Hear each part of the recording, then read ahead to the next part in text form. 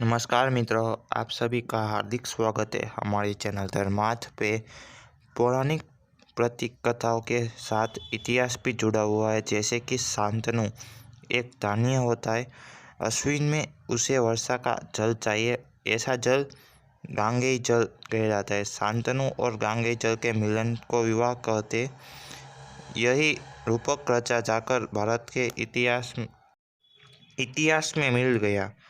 उसी प्रकार सागर के 60,000 पुत्रों का तात्पर्य सागर की जनता की संख्या जो अकाल में भूखी प्यासी मर गई होगी। तब सागर से भगीरथ तथा उन्हें सहयोगी जनों के कठोर परिश्रम से पर्वत को काटकर गंगा मैदान में लाई गई होगी। गंगा के उद्गम पर कुछ ऐसी जड़ी बूटियाँ हैं जिनके स्पर्श से गंगा का पानी कभी सड़ता नहीं।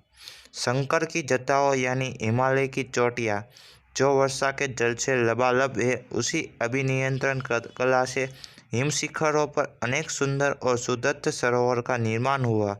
शिलाओं पर शिला रखकर उनके प्रवाह को भूमि के समतल मैदान की ओर मोड़ा गया। हिमालय की अधिकांश नदियों के उद्गम स्थल ऐसे ही सरोवर है, जैसे रूपकुंड से मंदाकिनी, अनामकुंड से धौली गंगा, हेमकुंड से लक्ष्मण गंगा, गांधी सरोवर से मंदाकिनी तथा सहस्त्रताल से बिलंग धारा और बिलंग नदियों जो प्राय भगीरथी की सहायक नदी है। शिव की जटाओं से मुक्त हो गंगा 7 धाराओं में पृथ्वी पर उतरी, जिनमें 3 पूर्व की ओर और 3 पश्चिम की ओर और प्रवाहित हो गई। 7वीं धारा भागीरथ के पीछे पीछे आई। मार्ग तय करते हुए जब यह जौहनी ऋषि के आश्रम में पहुंची तो अपने व्यक में उसे बहा ले गई।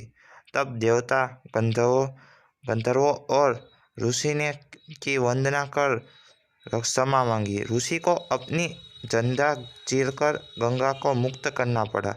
गंगा इसलिए जाह्नवी नाम से भी पुकारी जाती है। काशी गंगा के लट पर ही सुशोभित है। कसा यानी चमकने वाला, वरुणा और असी नामक 2 नदी के आधार पर ही आज इसे वाराणसी संज्ञा प्रदान की गई है।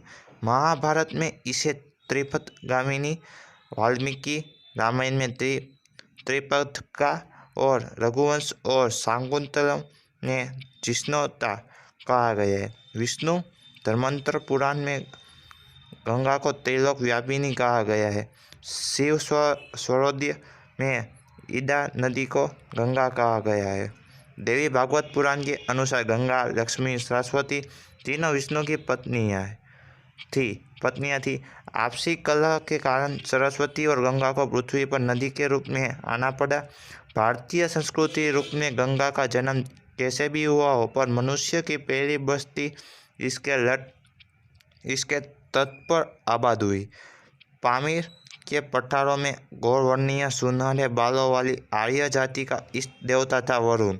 इस जाति की विशेषता यह थी कि अमूर्त का चिंतन और खोज। पुरूरवा ने गंगा संगम पर एक बस्ती बसाई, जिसे प्रतिष्ठान का नाम दिया। कहते कि तभी भारतीय संस्कृति की नींव पड़ी। ब्रह्म ऋषि वशिष्ठ से संग करने वाले ये विश्वामित्र की पुत्री शकुंतला का विवाह चंद्रवंशी राजा दुष्यंत से हुआ और इनका पुत्र भरत ने पहली बार इस देश को भारत नाम देकर एक सूत्र में बांधा। सूर्यवंशी भगीरथ ने गंगा के आदि और अंत की खोज की। गंगा के तट काशी में जैन तीर्थकर पार्श्वनाथ का प्रादुर्भाव हुआ, तो वहीं सागर सारनाथ में बुद्ध ने पहला उपदेश दिया। पाटलिपुत्र में नंद साम्राज्य का उदय हुआ तो चाणक्य ने अर्थशास्त्र की रचना की एवं सम्राट चंद्रगुप्त के साम्राज्य का निर्माण किया। सम्राट अशोक ने इसी पाटलिपुत्र में अहिंसा और प्रेम के आदेश प्रसारित किए।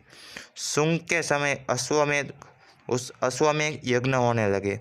शास्त्र और स्मृतियाँ रची गई। रामायण और महाभारत इसी काल में पूर्ण हुए। महाभाष्यकार पतंजलि भी इसी समय हुए। नागों के राजवंश ने गंगा को अपना राज्य चिन्ह बनाया। 10 अश्वमेध यज्ञ किए। 10 घाट की इसी स्मृति का ही प्रतीक है। समुद्रगुप्त की दिग्विजय और चंद्रगुप्त के समय पराक्रम के साथ सम्राट हर्षवर्धन ने संस्कृति को एक नई दिशा प्रदान की। गंगा के तट पर ही राष्ट्रकूट